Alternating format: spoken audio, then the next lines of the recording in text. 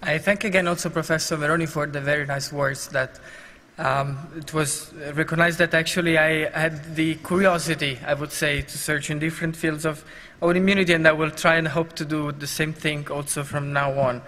But one of the main fields I've been taking care of is really the genetic interplay in autoimmunity. And this was something that is known since a very long time, that in the last 30 years we know that autoimmunity is a combination of genetics and sort of so-called bad luck.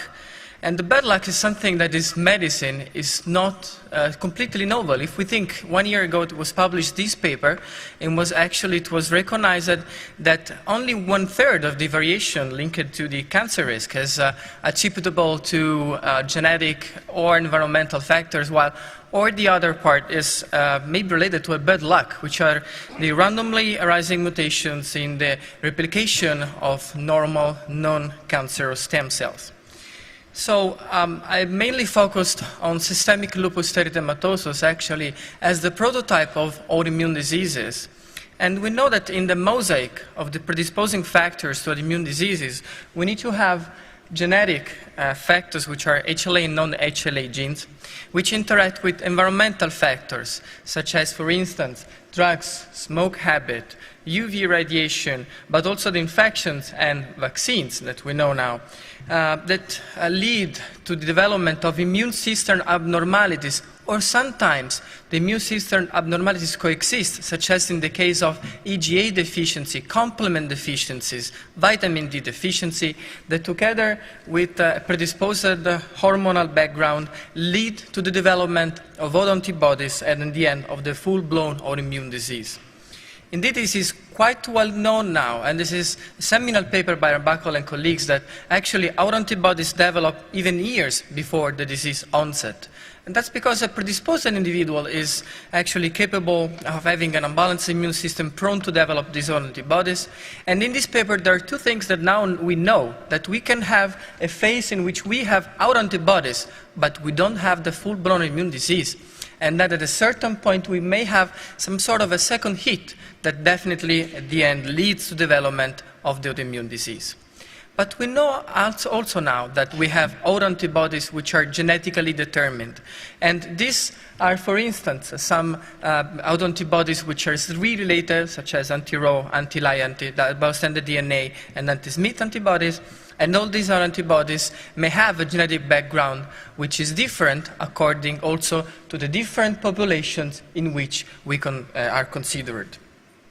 But we also know that to develop an autoimmune disease, we have also an immune system imbalance. So from one side, we have people who have EGA deficiency, which is quite common among population. And these people are more prone, indeed, it's associated with the presence of rheumatoid factor, with anti-nuclear antibodies, with anti-cardiolipin antibodies. And we know also now, on the other side, that autoimmunity is highly prevalent among these EGA deficiently patients. CD8 plus T cells deficiency is also quite common and is linked to autoimmunity, probably because it's hormonally mediated and because it might predispose to harmful infections. But interesting thing is that also these deficiencies are genetically determined by the HLA. So let's talk a little bit about the environmental factors, or what we can say that the second that bad luck that is then affecting the development of an autoimmune disease. We have vitamin D, which is very important. Jose is an expert on this field in multiple sclerosis. I've been taking care of it in patients with SLE, and we have seen that now this vitamin D is no longer just a vitamin, but should be considered a hormone. We now know it, because it has very different pleiotropic effects on the immunity. From one side, indeed, it can stimulate the production of T regulatory cells. And on the other side, it can help in the antimicrobial response, so protecting from the harmful infections. But also, it was demonstrated that there is a deficiency of vitamin D in a number of immune conditions, including systemic lupus erythematosus, rheumatoid arthritis, but also the occurrence of lymphoma in patients with Sjogren's syndrome. And also this deficiency, beside the diet, beside the fact that industrialized countries were less exposed to the UV lights, Well, it's also genetically determined. It has been shown indeed that there are some polymorphisms in the vitamin D receptor gene which are associated with an elevated SLE risk. And this has been shown, for instance, for the BSML, in which it has more than 3 times the risk of having SLE in an Asian subgroup. And Carvalho and colleagues also showed in the Portuguese court that actually some genotypes of the Falkland TAC confer a worse prognosis in terms of the damage of SLE. And we have said previously that SLE patients have an increased risk of developing infections, and this has been shown because there are polymorphisms in the interferon signature, in the STAT4 polymorphisms, which are involved in the insufficient clearance of exogenous pathogens, and these 2 pathways are linked with SLE development. There are other genes which are also linked with SLE, such as the HLA-DR2 or CTL4 and PTPN22, which increase the risk of developing SLE. We know that there are immune defects in SLE, for instance, the polymorphism in TLR7 and 9. The deficiency of the mannose-binding lectin can increase up to 4 times the risk of developing infections. And C1q deficiency, which is quite common in patients with SLE, up to 1/3 of these patients then can develop recurrent bacterial infections. And if we think, for instance, the interferon signature in autoimmune diseases, and especially in SLE, we now know that from one side it is triggered by immune complexes, by the so-called DAMP, so the damage-associated molecular pattern molecules, and these lead to the production of type 1 interferon from plasmacytoid dendritic cells. So from one side, we will have the enhancement of the autoantibody production, enhancement of the T and B cell response. But on the other side, we will have also the enhancement of the production of the harmful IL-10. Harmful in this situation because it can lead to immunosuppression. This is the hypothesis, and that in turn can increase the risk of infections. But interestingly enough, when you think of also this pathway, this is also genetically determined, because we now know that in SLE we have polymorphism in the interferon regulatory pathway, like IR5, IR7, and 8, which are linked to an increased production of type 1 interferon. And also there are polymorphisms of IL-10, which are supposed to increase the production of IL-10, which from one side, it is true, it leads to immunosuppression, but from the other side, in SLE, it has been demonstrated that it enhances also the production of autoantibodies and the survival of B cells. Another environmental factor is smoking, which is associated with an increased risk of developing SLE. And there are several meta-analyses on that there is a small but significant risk. And this risk seems to be higher, especially in current smokers, than in those who are former smokers. We know that it's associated with several cutaneous manifestations, with the presence of anti-double-stranded DNA antibodies and antiphospholipid antibodies. I like to present this because there are several mechanisms of damage, and one was actually demonstrated more than 30 years ago, in which complement system is activated by the condensate and tobacco infusion. And actually, this is my first autoimmunity congress in which I brought the fact that glutathione may revert this effect, and this was 8 years ago, and I'm now here talking, and then that's really a nice thing for me, really. But also the interaction between smoking can be genetically determined. Kioara and colleagues performed 3 nice studies in which they show that, for instance, there is an interaction between a gene which is an acetylator, which is the N-acetyltransferase 2, which increases the risk in those who are smokers of more than 50% to develop SLE, and similar interaction has been demonstrated for the TNF-RSF1B gene. But also, more recently, it was shown that those people who smoke and who have the C1P1A1 polymorphism, which is involved in production of reactive oxygen species, then they have up to 9 times the risk of developing SLE. But what is really genetic of SLE? Well, we know it since a very long time. Because, for instance, from one side we know that there is a higher frequency of the disease among identical twins, and there are cases in which identical triplets developed SLE. We know that the family members of patients with SLE actually have a higher risk of developing the disease, while the monogenic disease is rare. And this is a paper, seminal paper by Professor Tsokos, in which it was said that actually only 15% of the genetic contribution to the disease is known. However, you can see here that all the loci that have been identified so far are spread all around the genome, and actually they work through different mechanisms. For instance, dendritic cell function or interferon signaling, immune complex processing and innate immunity, T cell function and signaling, cell cycle, apoptosis, and B cell function.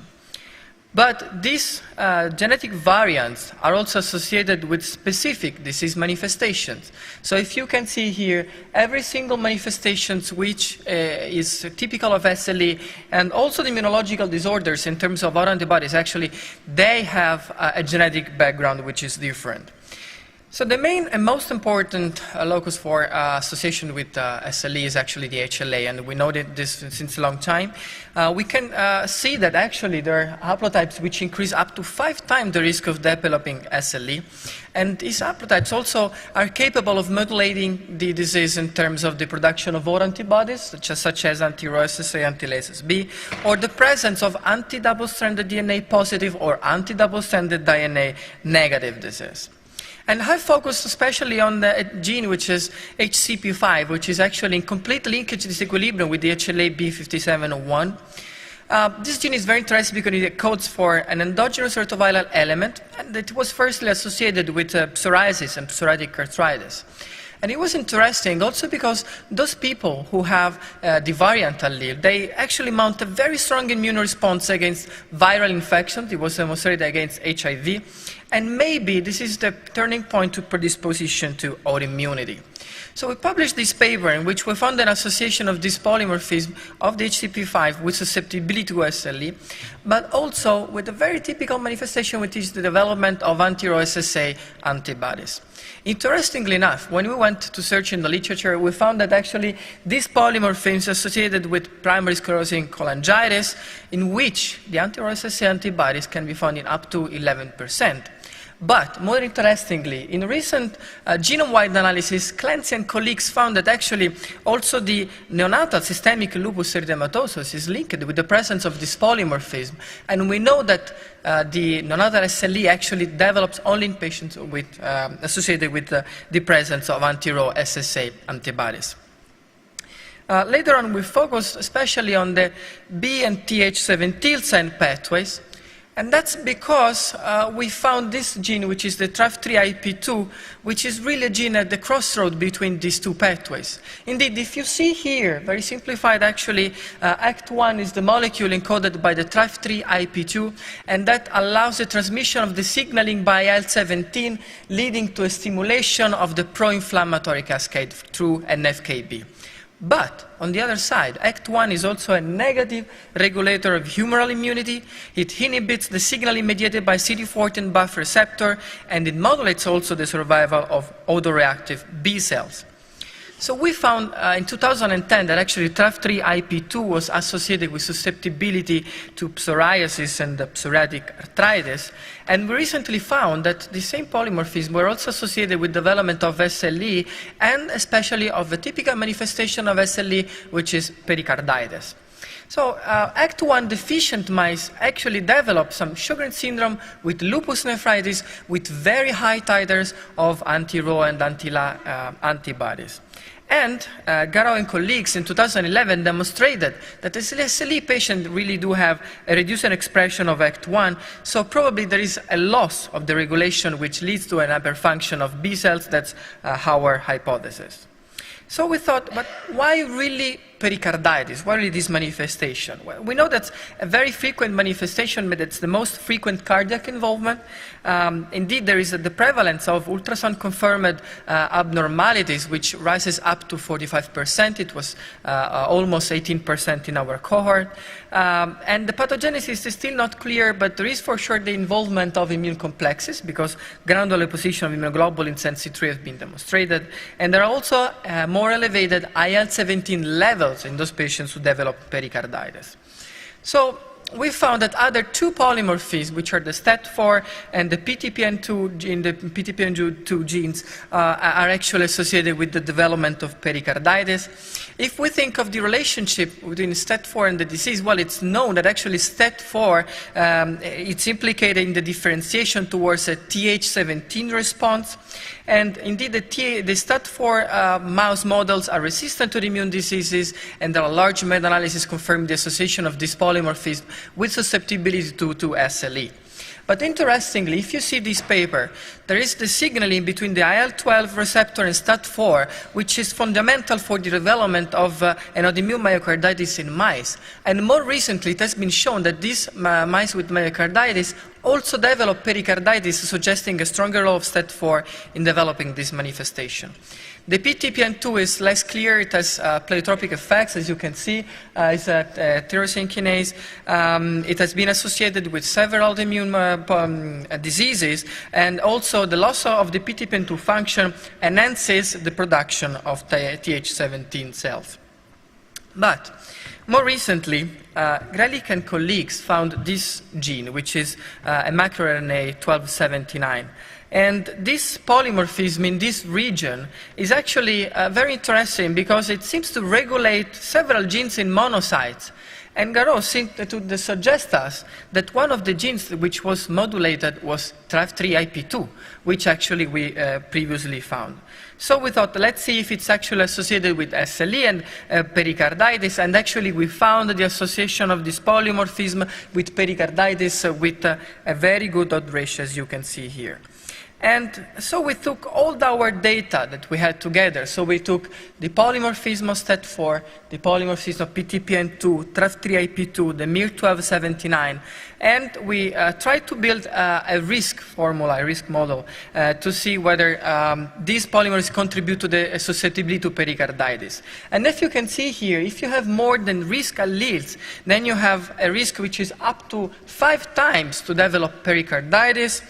And when we put in the final model also the anti-Smith antibodies, which are the only one which were associated with the development of pericarditis in our cohort, then our model explains the 14% of the total variability in the susceptibility to pericarditis. And that's probably because there are a lot of gene-gene interactions, because there are some epistatic effects between, for instance, the TRAF3IP2 and the miR1279. There are also other epistatic effects which has been already described in SLE, so this is not novel. For instance, it has been recently shown that there is an epistatic effect between ATG5 and IL-10 in a manner that it's not necessary that there is a higher autophagy, but that's also dependent on the levels of IL-10. And all this variability actually can really explain the different subtypes and the heterogeneity of the disease. So, going to the conclusion, I would say that really are genetic factors which interact with environmental factors to determine the disease phenotype. And from one side, we can have a genetic prone individual who at a certain point encounters some different infections, for instance, and this leads to the development of different manifestations, maybe pericarditis, or maybe joint involvement, or maybe neurological involvement, and that's dependent, of course, also on the autoantibody that he might develop during the course. So to sum up, really, we have found that we need to have a predisposed individual. Predisposed individual in terms of genetic and epigenetic factors, so macroRNA, HLA, DHCP5, which is linked with the HLA. We might have complement deficiencies. Of course, we might have the defective clearance of apoptotic cells. And then we have on the other side environmental factors. Again, smoking, vitamin D, infections, vaccines, which actually really interact one another. We have very important genes which may not only work on a singular pathway, but they might go on different pathways. So for instance, TRAF3IP2 might work on the B cell activation as well as on the Th17 cell activation. And then we have the STAT4 gene, which is linked with the Th17 cell activation. And we have the PTPN2 gene, which is actually linked with immune cell presentation. So all these pathways interact together and lead to the development of the full-blown autoimmune disease, systemic lupus erythematosus. So really, to conclude, I would say that now in autoimmunity, everything is genetic, and maybe also infectious until proven otherwise. And I, again, would like to thank you all for the attention, and thank all my colleagues and everybody really for this work, and thank you all.